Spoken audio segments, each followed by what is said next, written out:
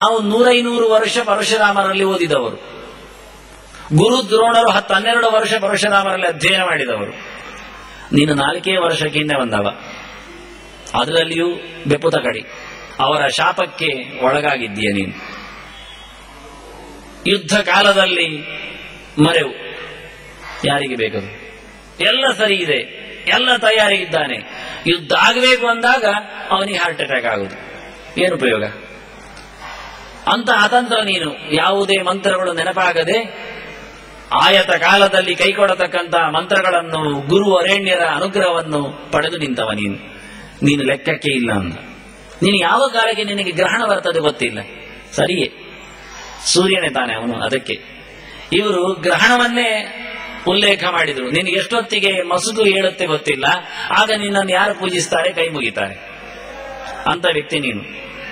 ಕೆಟ್ಟದ್ದನ್ನು ಮೋರೆಗೆ ಬಳಿದುಕೊಂಡವ, ಕೆಟ್ಟ ಚಾಳಿಯಲ್ಲಿ ಹೋಗಿ ಕೂತವ. ಹಾಗಾಗಿ ನಿನಗೆ ಯಾವತ್ತು ನೀನು ಮಾಡಿದ ಒಳ್ಳೆ ಕೆಲಸ ಫಲ ಕೊಡ್ತದೆ, ಕೈ ಕೊಡ್ತದೆ ಗೊತ್ತಿಲ್ಲ, ಅದು ನೀನು ಲೆಕ್ಕಕ್ಕಿಲ್ಲ ಅಂದು. ಆದ್ರಿಂದ ಭೀಷ್ಮರ ಪಕ್ಕದಲ್ಲಿ ಕರ್ಣಷ್ಟ ಅಂದ. ಇವ ಸರಿ ಮಾಡುವುದು. ಭೀಷ್ಮರು ಎಲ್ಲಿ ಕರ್ಣನ ಹೆಸರು ಬಿಟ್ಟಿದ್ದಾರೆ ಅಲ್ಲಿ ನಾನು ಇಟ್ಟಿದ್ದೇನೆ ಅಂತ ಭೀಷ್ಮಶ್ಚ ಕರ್ಣಶ್ಚ ಅಂದ.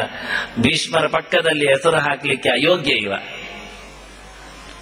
ಭೀಷ್ಮನಿಗೆ ನಿಯಮೇನ ನಿಯತ್ತು ಇದೆ, ಕರ್ಣನಿಗೆ ಒಂದೂ ಇಲ್ಲ, ಯಾವುದೂ ಇಲ್ಲ, ಎಲ್ಲಿಯೂ ಇಲ್ಲ ಅಂತ ದುರ್ದೈವಿ ಆತ. ಮತ್ತೆ ಆದ್ರಿಂದ ಕೌರವ ಸಮ ಮಾಡುವುದಂತೆ. ಒಂದು ಕಡೆಯಲ್ಲಿ ಯಾರಾದರೂ ಒಳ್ಳೆಯವರು ದೂರ ಮಾಡಿದ್ರೆ ಕೆಟ್ಟವರು ಸೇರಿಸಿಕೊಂಡು ಅಭಿಷೇಕ ಮಾಡಿ ದೊಡ್ಡ ಜನ ಅಂತ ಮಾಡಿದ ಹಾಗೆ ಮಾಡಿದ ಇವ.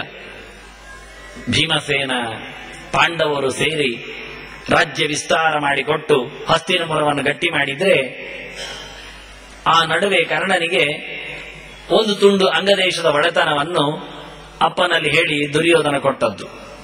ರಾಜರಲ್ಲದ ಜೊತೆಯಲ್ಲಿ ಮೈತ್ರಿ ಎನ್ನುವುದು ಸರಿಯಾಗುವುದಿಲ್ಲ ಅಂದಾಗ ಇವ ಸೂತ ಅಲ್ಲ, ರಾಜ ಮಾಡುತ್ತೇನೆ ಅಂತ ಹೇಳಿ ಒಂದು ತುಂಡು ರಾಜ್ಯವನ್ನು ಕೊಟ್ಟು ಬಿಟ್ಟ. ಅವನಪ್ಪನ ಗಂಟು ಅಲ್ಲ ಅದು. ಪಾಂಡವರು ತಮ್ಮ ತೋಳಬಲದಿಂದ ಸಂಗ್ರಹ ಮಾಡಿದ ರಾಜ್ಯ ಅದು, ಅದನ್ನು ಕೊಟ್ಟದವ. ಹಾಗಾಗಿ ಕೂಡಲೇ ತಾನು ಸರಿ ಮಾಡುತ್ತೇನೆ ಹೇಳಿ ಈಗ ಸರಿ ಮಾಡ್ತಾ ಇದ್ದಾನೆ. ಭೀಷ್ಮಶ್ಚ ಕರ್ಣಶ್ಚ ಅಂದ. ನಾನು ಹೆಸರು ಹೇಳುತ್ತೇನೆ, ಅವನು ನನ್ನ ಸೈನ್ಯದ ನಾಯಕ. ಅವನು ವಿಚಿತ್ರ ಅಂತಾನೆ, ಅವನು ವೈಶಿಷ್ಟ್ಯ ಕೇಳಿ. ಏನು? ಭೀಷ್ಮ ಹೀಗೆ ಲೆಕ್ಕಾಚಾರ ಮಾಡಿದಾಗ ಲೆಕ್ಕ ತಪ್ಪಿದ ಮನುಷ್ಯ ಅಂತ ಹೇಳಿ ಅವನನ್ನು ಮೂದಲಿಸಿದ್ದಕ್ಕೆ ಕರ್ಣ ಏನು ಮಾಡಿದ ಗೊತ್ತೋ? ಭೀಷ್ಮ ಇರುವವರೆಗೆ ರಣಾಂಗಣದಲ್ಲಿ ನಾನು ಯುದ್ಧಕ್ಕೆ ಬರುವುದಿಲ್ಲ ಅಂದ. ಒಳ್ಳೆ ಗೆಳೆಯ, ಇದನ್ನು ಯೋಚನೆ ಮಾಡ್ತಾನೆ. ಇವ ನನ್ನ ಸೈನ್ಯದ ನಾಯಕ, ಇವನನ್ನು ನಂಬಿ ನಾನು ಹೋರಾಡುವುದು. ಭೀಷ್ಮ ಸಾಯುವವರೆಗೆ ಇವ ಬರುವುದಿಲ್ಲ. ಭೀಷ್ಮಶ್ಚ ಕರ್ಣಶ್ಚ ಅಂದ. ಈ ಮುದುಕ ಸಾಯುವುದೂ ಇಲ್ಲ, ಈ ಬಗ್ಗದ ಭಾಗದ ಈ ಒಂದು ಬಿಂಕದ ವ್ಯಕ್ತಿ ಮುನ್ನುಗ್ಗಿ ಬರುವುದೂ ಇಲ್ಲ. ನಾನು ಸೈನ್ಯ ಯುದ್ಧ ಮಾಡಿದ ಹಾಗೆ, ನಾನು ಜಯ ಗಳಿಸಿದ ಹಾಗೆ. ಇದನ್ನು ಯೋಚನೆ ಮಾಡಿ ಹೇಳ್ತಾನೆ, ಭವಾನ್ ಭೀಷ್ಮಶ್ಚ ಕರ್ಣಶ್ಚ ಅಂದ. ಹೌದೌದು, ತಪ್ಪಿ ಹೋಯಿತು. ದ್ರೋಣ ಗುರುಗಳನ್ನು ಕರೆದಾಗ ಮೊದಲು ಗುರುಗಳ ನೆನಪು ಮಾಡಬೇಕಿತ್ತು. ಗುರುಭ್ಯೋ ನಮಃ ಅಂದಾಗ ಪೂರ್ವ ಗುರುಭ್ಯೋ ನಮಃ ಆಗಬೇಕು. ಹಿಂದಿನ ಗುರುಗಳು ಕೃಪಾಚಾರ್ಯರು, ಹಸ್ತಿನಪುರದಲ್ಲಿ ನಿಂತವರು, ಮೊದಲೇ ಸಿಕ್ಕಿದವರು ಶಂತನ ರಾಜನಿಗೆ ಬೇಟೆಯಲ್ಲಿ ಕೃಪ ಮತ್ತು ಕೃಪಿ. ಆ ಕೃಪಿಯನ್ನು ದ್ರೋಣ ಮದುವೆಯಾಗಿಕೊಂಡಿದ್ದಾನೆ. ಹಾಗಾಗಿ ದ್ರೋಣಾಚಾರ್ಯರ ಇಷ್ಟದಲ್ಲಿ ಕೃಪಾಚಾರ್ಯರಿದ್ದಾರೆ. ಎಲ್ಲಿ ದ್ರೋಣ ಇರ್ತಾನಲ್ಲಿ ಕೃಪಾಚಾರ್ಯ ಇದ್ದೇ ಇದ್ದಾರೆ, ಬಿಟ್ಟು ಹೋಗುವುದಿಲ್ಲ. ಅದನ್ನು ಅವರ ಮೇಲಿನ ಪ್ರೀತಿಯಿಂದ ನಿಂತ ಕೃಪಾಚಾರ್ಯರು ಈಗ ನೆನಪಾಯ್ತಾನೆ. ಕೃಪಾಚಾರ್ಯರು ಹೌದು ಹೇಳಬೇಕು ಅವರನ್ನು. ದ್ರೋಣರು ನೆನಪಾದಾಗ ಭೀಷ್ಮರನ್ನು ಬಿಡಬಾರದು ಅಂತಾಯ್ತು, ಭೀಷ್ಮರು ನೆನಪಾದಾಗ ಕರ್ಣನನ್ನು ಸಿಕ್ಕಿಸಬೇಕು ಅಂತಾಯ್ತು. ಹೀಗೆ ಒಬ್ಬರನ್ನೊಬ್ಬರು ಸಿಕ್ಕಿಸಿಕೊಳ್ಳುವಾಗ ಕೃಪಾಚಾರ್ಯರು ತಪ್ಪಿ ಹೋದ್ರು ಅಂತಾಯ್ತು. ಅಯ್ಯೋ ಕೃಪಶ್ಚ ಅಂದ ಕೂಡಲೇ ಕೃಪಾಚಾರ್ಯರು ಇದ್ದಾರಪ್ಪ, ಅವರು ನಮ್ಮ ಸೈನ್ಯದ ನಾಯಕರೇ, ಅವರು ಒಡೆಯರೇ, ಅವರು ವಿಶಿಷ್ಟರೇ. ಏನು ವಿಶೇಷ? ಅದೇ ದ್ರೋಣ ವಿಶೇಷ. ದ್ರೋಣರಿದ್ದಾರೆ ಎಂದಿದ್ದಾರೆ ಅಷ್ಟೇ. ತಮ್ಮ ತಂಗಿಯ ಗಂಡ ಎಲ್ಲಿದ್ದಾನೆ ಅಲ್ಲಿಗೆ, ಇಲ್ಲದಿದ್ರೆ ವಿರುದ್ಧವಾಗಿ ಹೋರಾಡಿದ್ರೆ ತಂಗಿ ಗಂಡನೇ ಸತ್ತೋದ್ರೆ ತಂಗಿಯ ಬಾಳವೇ ಬೀದಿ ಪಾಲಾಗತ್ತೆ. ಬೇಡಪ್ಪ, ಅಲ್ಲೇ ಸೇರಿದ್ದಾರೆ ಅವರು. ಕೃಪಶ್ಚ, ಅವರು ಅಷ್ಟಕ್ಕೆ ಬಂದದ್ದು. ತಾನು ಇಷ್ಟು ತಡವಾಗಿ ಅವರ ಹೆಸರನ್ನು ಕಡೆಗೆ ಹಾಕಿದ್ದಕ್ಕೆ, ತಪ್ಪಿಕೊಂಡು ಹೋದದ್ದಕ್ಕೆ ಪರಿಮಾರ್ಜನೆ ಮಾಡಿಕೊಳ್ಳಲಿಕ್ಕೆ ಪ್ರಾಯಶ್ಚಿತ್ತವೋ ಎನ್ನುವಂತೆ ಕೃಪಾಚಾರ್ಯೋ ಸಮಿತಿಂಜಯ ಅಂದ. ಕೂಡಲೇ ಅವರು ದೊಡ್ಡ ಜನ ಅಂತ ಹೇಳ್ತಾರೆ. ಇವರೆಲ್ಲ ದೊಡ್ಡ ಜನರು ಅಲ್ಲ ಅಂತ ಅಲ್ಲ, ಅವರನ್ನು ಸರಿ ಮಾಡಲಿಕ್ಕೆ ಎಲ್ಲಿಯಾದ್ರೂ ಯಾರಿಗಾದ್ರೂ ಏನಾದ್ರೂ ಅಪಚಾರ ಆದ್ರೆ ಪ್ರಾಯಶ್ಚಿತ್ತವಾಗಿ ಅವರಿಗೆ ನಾವು ಸಮಜಾಯಿಷಿ ಕೊಟ್ಟು ಏನಾದ್ರೂ ಕೊಟ್ಟು, ನೀನು ತಡವಾಗಿ ನಿನಗೆ ಕೊಟ್ಟದ್ದಕ್ಕೆ ಸ್ವಲ್ಪ ಹೆಚ್ಚಿಗೆ ಆಯ್ತಾ, 2 ಬಾಳೆಯನ್ನು ಕೊಟ್ಟು ಬಾಯಿ ಮುಚ್ಚಿಸುವ ಹಾಗೆ. ಸಮಿತಿಂಜಯ ಅಂತಾನೆ. ಸಮಿತಿ ಅಂದರೆ ಯುದ್ಧ. ಎಲ್ಲಿ ಸಮಾವೇಶ ಆಗುತ್ತೋ ಅದು ಸಮಿತಿ, ಎಲ್ಲರೂ ಸೇರುವಂತದ್ದು ಅಂತ. ಎಲ್ಲರೂ ಸೇರಿ ಹೊಡೆದಾಡಿಕೊಳ್ಳತಕ್ಕದ್ದಕ್ಕೆ ಯುದ್ಧಕ್ಕೂ ಸಮಿತಿ ಅಂತ ಹೆಸರು. ಯುದ್ಧಕ್ಕೆ ಸಮಿತಿ ಆದ್ದರಿಂದ ಈಗ ನಮ್ದೆಲ್ಲ ಸಮಿತಿಯು ಅಂತದ್ದೇ ಆಗೋದು, ಯುದ್ಧವೇ ಅಷ್ಟೇ. ಎಲ್ಲರೂ ಸೇರ್ತಾರೆ ಅಂದ್ರೆ ಏನು, ಯುದ್ಧಕ್ಕೆ ಅಂದ್ರೆ ಅರ್ಥ. ಒಬ್ಬನೇ ಇದ್ರೆ ಒಳ್ಳೆ ರೀತಿಯಿಂದ ಕೆಲಸ ಆಗ್ತದೆ. 2 ಜನ ಸೇರಿದ್ರ ಮತ್ತೆ ಪಟ್ಟಾಂಗದಲ್ಲಿ ಕೆಲಸ ಮುಂದೆ ಹೋಗುವುದಿಲ್ಲ. ನಾವು ಕೆಲಸದವರನ್ನು ಇಬ್ಬರನ್ನು ಬಿಟ್ಟು ಬಿಡ್ತೇವೆ, ಆದಾಗೆ ಕೆಲಸ. ಆ ತೋಟ ಯಾವತ್ತು ಇಬ್ರು ಮಾತಾಡ್ತಾ ಇರ್ತಾರೆ. ಸುಮಾರು ಜನರನ್ನು ಎಲ್ಲಿ ನಾವು ಒಂದು ಸಮಾವೇಶದಲ್ಲಿ, ಸಂಘದಲ್ಲಿ, ಸಂಸ್ಥೆಯಲ್ಲಿ ಸಮಿತಿ ಅಂತೇಳಿ ಮಾಡ್ತೇವೋ ಅಲ್ಲಿ ಕಾಲೆಳೆಯುವುದೇ ಆಟ. ಯುದ್ಧ ತಂತ್ರಗಳೇ, ತಂತ್ರ ಪ್ರತಿತಂತ್ರಗಳೇ. ಅವನನ್ನು ಹೊಡೆಯುವುದು ಹೇಗೆ, ಇವನನ್ನು ಬಗ್ಗಿಸುವುದು ಹೇಗೆ, ಅವನನ್ನು ಮುಗಿಸುವುದು ಹೇಗೆ, ಇವನನ್ನು ಎಳೆಯುವುದು ಹೇಗೆ, ಇದೇ ಮಾತುಕತೆಯಲ್ಲಿ ದಿನ ಆಗುವುದು. ಆದ್ರಿಂದ ಅಲ್ಲಿ ಸಭೆ ಸಮಾವೇಶ ಆಗ್ತದೆ ಹೇಳಿದ್ರೆ ಇಂಥದ್ದೇ ನಡೀತದೆ ಹೆಚ್ಚು. ಅದರಿಂದ ಸಮಿತಿಂಜಯ ಅಂದ. ಇವರು ಸಮಿತಿ ಇದ್ದಾರೆ, ಯುದ್ಧಕ್ಕೆ ಸಿದ್ಧರಿದ್ದಾರೆ, ಯುದ್ಧದಲ್ಲಿ ಗೆಲುವನ್ನು ಸಾಧಿಸುವವರಿದ್ದಾರೆ. ಆದರೆ ನನಗೆ ಸಂಶಯ ಇದೆ ಅಂತಾನೆ. ಯಾಕೆಂದ್ರೆ ಅವರು ಪಾಂಡವರ ಮೇಲೆ ಯಾವತ್ತೂ ಯುದ್ಧ ಸಾರಿದವರೇ ಅಲ್ಲ. ಪಾಂಡವರು ಕಷ್ಟಪಟ್ಟಾಗ ಎಲ್ಲ ನನ್ನ ಹತ್ತಿರ ಬಂದು ಪಾಂಡವರಿಗೆ ರಾಜ್ಯ ಕೊಡಿ ಅಂತ ಕೇಳಿಕೊಂಡವರು. ಪಾಂಡವರಿಗೆ ರಾಜ್ಯ ಕೊಡಿ ಅಂತ ಕೇಳಿಕೊಂಡವರು ಇವತ್ತು ಪಾಂಡವರ ವಿರುದ್ಧ ಹೋರಾಡ್ತಾರ, ರಾಜ್ಯ ಕಬಳಿಸ್ಲಿಕ್ಕೆ ಹೋಗ್ತಾರ? ಖಂಡಿತ ಇಲ್ಲ. ಪಾಂಡವರು ಹೋರಾಟ ಮಾಡುವಲ್ಲಿ ಇವರು ಕಾಣುವುದೇ ಇಲ್ಲ. ಆದ್ರೂ ನನ್ನ ಸೈನ್ಯದ ನಾಯಕರು ಅಂತ. ಹಾಗಾಗಿ ಕೃಪಾಚಾರ್ಯರನ್ನು ನಾಯಕರನ್ನಾಗಿಸಬೇಕೆನ್ನತಕ್ಕ ಯೋಚನೆ ಇತ್ತವನಿಗೆ, ಹಾಕಿಲ್ಲ, ಆಗ್ಲಿಲ್ಲ. ಇದು ನಡೆದೋಯ್ತು. ಭೀಷ್ಮರನ್ನು ಸೇನಾಪರನ್ನಾಗಿಸಿದ, ಭೀಷ್ಮರ ಅವಸಾನದ ಬಳಿಕ ದ್ರೋಣರನ್ನು ಮಾಡಿಕೊಂಡ, ತನ್ನ ನಾಯಕ ಪಟ್ಟಿಯಂತೆ ಲೆಕ್ಕಾಚಾರದಲ್ಲಿ ಸರಿ ಮಾಡಿಕೊಂಡ, ದ್ರೋಣರ ಬಳಿಕ ಕರ್ಣನನ್ನು ಮಾಡಿದ. ಇವನಿಗೆ ಗೊಂದಲ ಇತ್ತು ಯಾರನ್ನು ಮಾಡುವುದು ಅಂತ. ದ್ರೋಣರನ್ನು ಮಾಡಬೇಕು ಅಂತ ಇತ್ತು, ಅದಕ್ಕೆ ದಮ್ಮಯ್ಯ ಹಾಕಿದ್ದು ಹೋಗಿ. ಯಾಕೆಂದ್ರೆ ದ್ರೋಣರು ಕುರುವಂಶದ ಕುಡಿಯಲ್ಲ, ಗುರುಗಳು. ಆದರೆ ಪಾಂಡವರದ್ದು ಗುರುಗಳಾದ್ದರಿಂದ ಪಾಂಡವರ ವಿರುದ್ಧವಾಗಿ ಗುರುಗಳನ್ನೇ ಎತ್ತಿ ಕಟ್ಟಿದ್ರೆ ಹೇಗೆ ಅಂತ ಹೇಳಿ ತನ್ನ ರಾಜಕೀಯದ ದಾಳದಲ್ಲಿ ಗುರುಗಳನ್ನು ಉಪಯೋಗಿಸಿಕೊಂಡ, ಕಾಲಿಡುದು. ಆದ್ರಿಂದ ಕಾಲಿಡಿದದ್ದಕ್ಕೆ ಶಪಥಗೈಯುವ ಬ್ರಾಹ್ಮಣನಾದ್ರಿಂದ, ಮಾತು ತಪ್ಪದವನಾದ್ರಿಂದ, ಗುರು ಸ್ವಭಾವ ಗೊತ್ತಿದ್ದರಿಂದ ಹೋರಾಡಿಯೇ ಸಿದ್ಧ ಇವರು ಅಂತ ಅವನಿಗೆ ಗೊತ್ತು. ಹೋರಾಡಿಸ್ತೇನೆ ಎನ್ನುವ ಅವನಲ್ಲಿ ಹಂಬಲವಿತ್ತು, ಹೋರಾಡ್ತಾರೆ ಅನ್ನತಕ್ಕಂಥ ನೆಚ್ಚು ಇದೆ ಅಂತ ಹೇಳಿ ದ್ರೋಣರಿಗೂ ಇತ್ತು. ಅದಕ್ಕೋಸ್ಕರ ದ್ರೋಣರನ್ನು ಮಾಡ್ತಾಡಿದ್ರೆ ತನ್ನ ಕುರುವಂಶದ ಹಿರಿಯ, ಇಷ್ಟು ಸಮಯ ನೋಡಿಕೊಂಡವ, ಯಾವ ಕಾಲಕ್ಕೂ ಪಾಂಡವರ ಮೇಲಿನ ಪಕ್ಷಪಾತ ಇದ್ರೂ ಪಾಂಡವರ ಪಕ್ಷಕ್ಕೆ ಹಾರದವ, ನಿಯತ್ತು ಉಳಿಸಿಕೊಂಡವ, ಹಸ್ತಿನಪುರ ಗದ್ದುಗೆಯ ಮೇಲೆ ಭರವಸೆ ಇದ್ದವ ಭೀಷ್ಮ ಅವನು ಬಿಡ್ಲಿಕ್ಕಾಗುತ್ತೋ? ಆಗುವುದಿಲ್ಲ. ಆದ್ರಿಂದ ಕಷ್ಟಪಟ್ಟು ಪ್ರಯಾಸದಿಂದ ಒಲ್ಲದ ಮನಸ್ಸಿನಿಂದ ಭೀಷ್ಮ ಸೇನಾಪಾಂತ ಕೂಗಿ ಆಗಿದೇವ. ಏನೋ ಪುಣ್ಯ, ಭೀಷ್ಮರು ಉಳಿದಿದ್ರು, ದ್ರೋಣರಿಗೆ ಸಿಕ್ಕಿದ್ರು.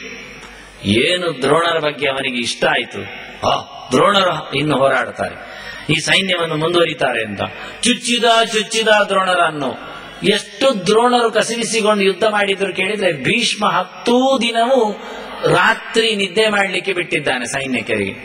ಹಗಲು ಮಾತ್ರ ಯುದ್ಧ ಮಾಡಿದ್ರು. ದ್ರೋಣರು ರಾತ್ರಿ ಯುದ್ಧ ಮಾಡಿದ್ರು. ಕೊನೆಯ 3 ದಿನ ರಾತ್ರಿ ಯುದ್ಧ ದ್ರೋಣರು. ಇವನ ಕಾಟದಿಂದಾಗಿ ಇನ್ನು ಕವಚ ಕೊಟ್ಟಿದ್ದು ನಾನು ಬಿಚ್ಚುವುದಿಲ್ಲ ಅಂದ್ರು.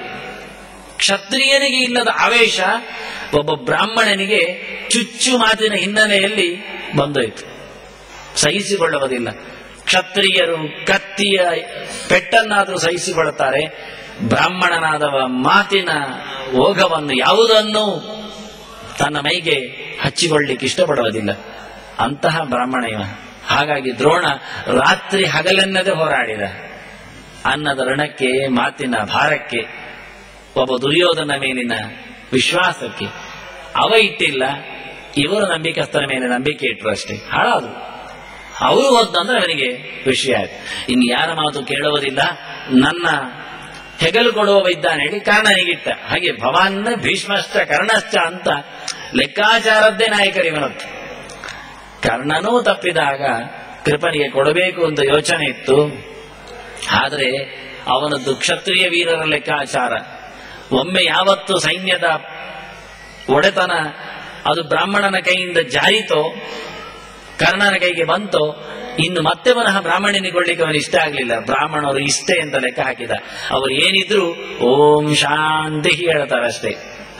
ಅವರು ಗಲಾಟೆ ಮಾಡ್ಲಿಕ್ಕೆ ಹೋಗುವುದಿಲ್ಲ ಅಂತೇಳಿ ಕೃಪಾಚಾರಿ ಕೊಡ್ಲಿಲ್ಲ. ದ್ರೋಣರನ್ನು ಮುಗಿಸಿದ ಸೇಡಿನಲ್ಲಿ ಕುದಿತಾ ಇದ್ದವ ಅಶ್ವತ್ಥಾಮ ಇದ್ದ. ಅಶ್ವತ್ಥಾಮನಿಗೂ ಕೊಡ್ಲಿಲ್ಲ. ಇವ ಮನಸ್ಸು ಮಾಡಿದರೆ ಅಶ್ವತ್ಥಾಮ ಹುಡಿ ಮಾಡಬಹುದಿತ್ತು. ಚಂಡೆಯವರಿಗೆ ಪುರುಸೊತ್ತಿಲ್ಲದೆ ರಂಗಸ್ಥಳ ಓಡ್ಬೋದಿತ್ತು. ಆದ್ರೆ ಮಾಡ್ಲೇ ಇಲ್ಲ. ದುರ್ಯೋಧನ ಕೊಡ್ಲೇ ಇಲ್ಲ. ಕೃಪನಿಗೆ ಕೊಡ್ಲಿಲ್ಲ, ಅಶ್ವತ್ಥಾಮನಿಗೆ ಕೊಡ್ಲಿಲ್ಲ, ಶಲ್ಯನಿಗೆ ಕೊಟ್ಟವ. ನೀನಾಗುವ ಅಂದ. ಯಾಕೆಂದ್ರೆ ಅವನ ಲೆಕ್ಕಾಚಾರದಲ್ಲಿ ಅವನೊಬ್ಬ ಗಟ್ಟಿ ಮನುಷ್ಯ. ಭೀಮಶ್ಚ ಬಲಭದ್ರಶ್ಚ ಮದ್ರರಾಜಶ್ಚ ವೀರ್ಯವಾನ್ ಅಂದ. ಮೂರನೇ ಹೆಸರಲ್ಲಿ ಕೇಳಿ ಬಂದ ಹೋರಾಡುವವ. ಅದನ್ನ ಶಲ್ಯನಿ ಕೊಟ್ಟು, ಅಂದ್ರೆ ತನಗೆ ಶಲ್ಯ ಎನ್ನುವುದು ತನಗೆ ಸಮ ಅಂತ ಅವನ ಯೋಚನೆ. ಶಲ್ಯನು ಬಿದ್ದೋದ್ನಂದ್ರೆ ಕೊಡ್ಲಿಕ್ಕಿಲ್ಲ. ಮತ್ತು ಉಳಿದದ್ದು ಅಲ್ಲಿದ್ದದ್ದು ಅಶ್ವತ್ಥಾಮ ಆದ್ರಿಂದ ನಿನಗೆ ಅಂದ. ಕೊನೆಗೆ ಅಶ್ವತ್ಥಾಮನ ತಲೆಗೂ ಹೊಯ್ಗೆಯಿಂದ ಅಭಿಷೇಕ ಮಾಡಿ ಅವನ ತಲೆಯನ್ನು ಹಾಳು ಮಾಡಿದವ. ಭೀಷ್ಮರು ಮೊದಲೇ ಹೇಳಿದ್ದಾರೆ, ಸಂಧಿಯ ವಿಷಯದಲ್ಲಿ ಮಾತಿಗೆ ಬರಲಿಕ್ಕಾದಾಗ ಕೌರವರನ್ನು ಕುಳ್ಳಿರಿಸಿ ಭೀಷ್ಮರು ಹೇಳಿದ್ರು, ನಾಳೆ ಯುದ್ಧ ಆದರೆ ನಾವು ಮಣ್ಣು ತಿನ್ನಬೇಕು ಅಂದ್ರು. ಭಕ್ಷಯಿಷ್ಯಾಮ ಪಾಂಸುಕಾನ್ ಹೇಳಿದವರವರು. ನಾವು ಮಣ್ಣು ತಿನ್ನಬೇಕಾಗತ್ತೆ, ಮತ್ತೇನು ಉಳಿಯುವುದೇ ಇಲ್ಲ ಇಲ್ಲಿ, ನೀನು ಸರ್ವನಾಶ ಆಗ್ತೀಯಾ ಅಂತ. ಅದನ್ನೇ ಮಾಡಿದವ ದುರ್ಯೋಧನ. ಕೊನೆಗೆ ಅಶ್ವತ್ಥಾಮನ ತಲೆಗೂ ಮಣ್ಣು ಹಾಕಿದ. ತಾನು ಮಣ್ಣು ಮುಗ್ತಾ ಇದ್ದಾನೆ, ತೊಡೆ ಮುರಿದು ಬಿದ್ದು ಸತ್ತಿದ್ದಾನೆ. ನಾಯಿಗಳು ಕಿತ್ತು ತಿಂದು ಹೋಗ್ತಾ ಇವೆ. ಆ ಹೊತ್ತಿನಲ್ಲಿ ಅಶ್ವತ್ಥಾಮನ ತಲೆ ಮೇಲೆ, ಇನ್ನು ನೀನು ಸೇನಾಪ, ಹಸ್ತಿನಪುರದ ಗದ್ದಿಗೆ ನಿನ್ನ ಅಧೀನ, ಹೋರಾಡಿ ಬಿಡು ಅಂತ ಕಳಿಸ್ತಾನೆ. ಅವನು ಸೇರಿದ ಪಟ್ಟಿಯಲ್ಲಿ ಕೃಪಶ್ಚ ಸಮಿತಿಂಜಯ ಅಶ್ವತ್ಥಾಮ ಅಂದ. ಅಶ್ವತ್ಥಾಮನು ಇದ್ದಾನೆ. ಅಶ್ವತ್ಥಾಮ ಅವನನ್ನು ನಂಬುವಂತಿಲ್ಲ. ಅವನಿಂತದ್ದೇ ಪೋರ. ಅಪ್ಪನೂ ನಂಬುವುದಿಲ್ಲ ಅವನನ್ನು. ಅವನು ಭಯಂಕರ ಗಡಿಬಿಡಿಯವ ಅಂತ. ಹಾಗಾಗಿ ಅಶ್ವತ್ಥಾಮ ಎಲ್ಲದಕ್ಕೂ ಇದ್ದಾನೆ. ಅಷ್ಟೇ ಅಲ್ಲದೆ ಅರ್ಜುನನ ಪರಮ ಮಿತ್ರ. ನನ್ನ ಹೌದು, ಆದರೆ ನನಗಷ್ಟ ಅಲ್ಲ, ಅವನಿಗೆ. ಆದ್ರೆ ತನ್ನ ಪಾಳೆಯದಲ್ಲಿದ್ದಾನೆ. ಅರ್ಜುನನಿಗೆ ಶಬಾಸ್ ಹೇಳ್ತಾ ಇದ್ದಾನೆ, ಇವರನ್ನು ನಂಬಿ ನಾನು ಹೋರಾಡ್ತೇನೆ ಅಂದ. ಮತ್ತೊಬ್ಬ ಇದ್ದಾನೆ ವಿಕರ್ಣಶ್ಚ. ವಿಕರ್ಣ ಅವರ ಪಾಳೆಯದಲ್ಲೇ ತಮ್ಮಂದಿರಲ್ಲೇ ಒಬ್ಬ. ದುಶ್ಯಾಸನ ಅವರನ್ನೆಲ್ಲ ಹೇಳಲಿಲ್ಲ, ಇವನನ್ನು ಹೇಳುತ್ತಾನೆ.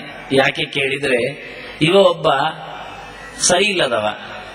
100ರಲ್ಲಿ ದ್ರೌಪದಿಯ ಸೀರೆ ಎಳೆದ ಪ್ರಕರಣದಲ್ಲಿ ಬೂಟಾಟಿಕೆಗಾಗಿ ತಾನು ಎದ್ದು ನಿಂತು ಇದು ಅಧರ್ಮ ಅಂತ ಹೇಳಿದ್ದಾನೆ.